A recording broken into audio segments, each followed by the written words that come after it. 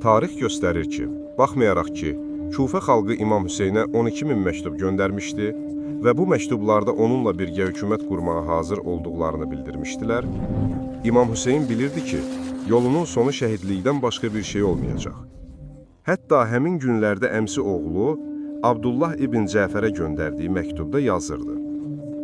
Allaha and olsun ki, əgər təhlükəsiz bir yuvada olsam belə, bu cəmaət məni oradan çıxaracaq və öldürəcəklər.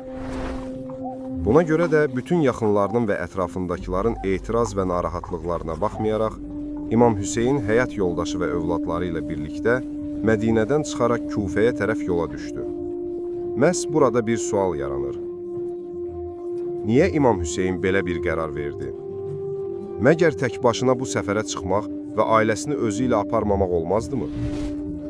Bu sual daha da çətinləşir, çünki biz bilirik ki, İmam Hüseyn öz şəhidliyindən əvvəlcədən xəbərdar idi və hətta ailəsinin əsir düşəcəyindən də məlumatlı idi.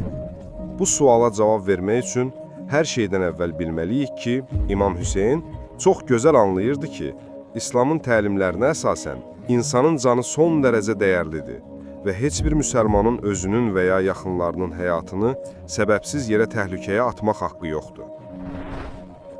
Amma əgər bir məqsəd ağıllı və haqlı olarsa və ona çatmaq insanın canı bahasına başa gələrsə və o məqsəd insanın canından və yaxınlarından daha dəyərli olarsa, o zaman məsələ dəyişir. Belə olan halda, əgər kimsə sırf öz canını qorumaq üçün bu dəyərli və mühüm məqsəddən imtina edərsə, bu hal məzəmbət və qınama ilə qarşılanır.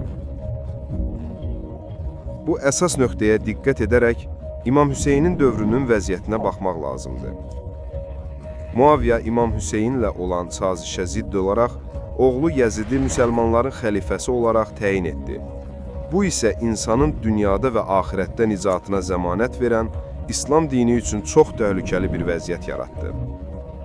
Yəzid xəlifə adını daşısa da, açıq-aşkar xalqa zülm edir, dini və əxlaqi prinsipləri tapdalayırdı. Belə bir vəziyyətdə İmam Hüseynin iki seçimi vardı. Ya Yəzidlə razılaşmaq, ki bu İslamın sonu demək idi, ya da hər şeyini fəda edərək babası Rəsulullahın dinini islah etmək kimi daha dəyərli bir məqsədə çatmağa çalışmaq. İmam Hüseyn ikinci yolu seçdi. O ailəsini də bu səfərə apardı, çünki sübut etmək istəyirdi ki, o döyüş niyyəti ilə Mədinədən çıxmayıb və məqsədi hər vəsilə Yəzidlə müharibəyə girmək deyildi.